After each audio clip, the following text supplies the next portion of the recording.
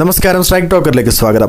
ഉപതെരഞ്ഞെടുപ്പിൽ ഇടത് വലത് മുന്നണികൾ മുന്നോട്ട് വെക്കുന്ന ജമാഅത്തെ ഇസ്ലാമി മദനി രാഷ്ട്രീയം കേരളത്തിന് അപകടകരമാണെന്ന് BJP സംസ്ഥാന അധ്യക്ഷൻ രാജീവ് ചന്ദ്രശേഖർ. ഇരു മുന്നണികളും നടത്തുന്ന ഈ പ്രീണന രാഷ്ട്രീയം നിലമ്പൂരിലെ മലയോര ജനതയ്ക്ക് മുന്നിൽ തുറന്നുകാട്ടും. ഇന്ത്യൻ ഭരണഘടനയ്ക്ക് 180 ഡിഗ്രി എതിർ നിൽക്കുന്നവരാണ് ജമാഅത്തെ ഇസ്ലാമി എന്നും നിലമ്പൂരിൽ നടത്തിയ വാർത്താ സമ്മേളനത്തിൽ രാജീവ് ചന്ദ്രശേഖർ കുറ്റപ്പെടുത്തി. മതരാഷ്ട്രവാദം പറയുന്ന ജമാഅത്തെ ഇസ്ലാമിക്കൊപ്പമാണോ പ്രിയങ്ക ഗാന്ധി വദ്രയും കോൺഗ്രസും?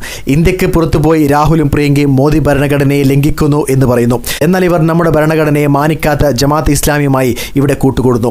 ഇസ്ലാമിക രാജ്യം ഉണ്ടാക്കാൻ ലക്ഷ്യമിട്ടു പ്രവർത്തിക്കുന്ന ഒരു പാർട്ടിക്കൊപ്പം ചേർന്ന് വോട്ട് നേടാനാണ് രാഹുൽ ഗാന്ധിയും കോൺഗ്രസിന്റെയും ശ്രമം. PDPയെ കൂടെ കൂട്ടിയാണ് ഇടതുപക്ഷം പ്രചാരണം നടത്തുന്നത്. ഇരു മുന്നണികളുടെയും ഈ നിലപാട് നിലമ്പൂരിൽ മാത്രമല്ല മുഴുവൻ കേരളത്തിലും ആഘാതമുണ്ടാക്കും. നിലമ്പൂർ തിളങ്ങും വളരും എന്നൊക്കെ പറഞ്ഞവരാണ് ഇപ്പോൾ പ്രീണന രാഷ്ട്രീയം മാത്രമാക്കി ഈ തെരഞ്ഞെടുപ്പിനെ മാറ്റിയത്.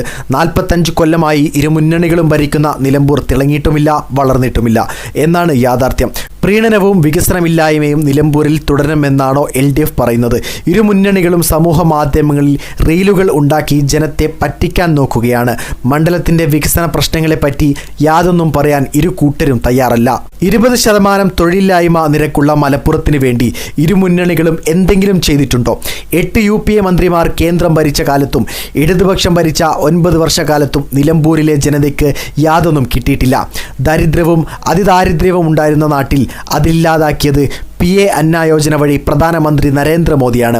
നിലമ്പൂരിൻ്റെയും കേരളത്തിൻ്റെയും വികസന രാഷ്ട്രീയത്തിൽ ഞങ്ങളോട് സംവാദത്തിന് ഈ മുന്നണികളും തയ്യാറാണോ? നിലമ്പൂർ എന്ന കാഴ്ചപ്പാട് മാത്രമാണ് ഈ തെരഞ്ഞെടുപ്പിൽ BJP മുന്നോട്ട് വെക്കുന്നത്. മനുഷ്യർക്കും കൃഷിക്കും ഹാനിയുണ്ടാക്കുന്ന ജീവികളെ കൊല്ലാൻ സംസ്ഥാന വനം വകുപ്പിന് പഞ്ചായത്തിനും അധികാരമുണ്ടെന്ന് കേന്ദ്ര വനം പരിസ്ഥിതി മന്ത്രി ഭൂപേന്ദ്ര യാദവ് വ്യക്തമാക്കിയിട്ടുണ്ട്. കേരളത്തിൽ ഒറ്റപ്പാലം മുനിസിപ്പാലിറ്റി അടക്കം നിരവധി തദ്ദേശ സ്ഥാപനങ്ങൾ ഈ അധികാരം ഉപയോഗിച്ച് കാട്ടുപന്നികളെ കൊന്നിട്ടുമുണ്ട്. അവിടെയൊക്കെ ചെയ്യുന്ന കാര്യം എന്തുകൊണ്ട് നിലമ്പൂരിൽ ചെയ്യുന്നില്ല?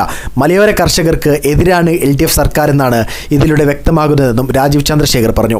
BJP മുൻ സംസ്ഥാന അധ്യക്ഷൻ കുമ്മനം രാജശേഖരൻ, മുൻ കേന്ദ്രമന്ത്രി അൽഫോൺസ് കണ്ണന്താനം, നവ്യ ഹരിദാസ് എന്നിവർ പങ്കെടുത്തു. വീഡിയോ ഇഷ്ടമായി ലൈക്ക് ചെയ്യുക, നിങ്ങളുടെ അഭിപ്രായം രേഖപ്പെടുത്തുക. കൂടുതൽ വീഡിയോസുകൾക്കായി ഈ ചാനൽ തന്നെ സബ്സ്ക്രൈബ് ചെയ്യുക. This is strike talker signing off.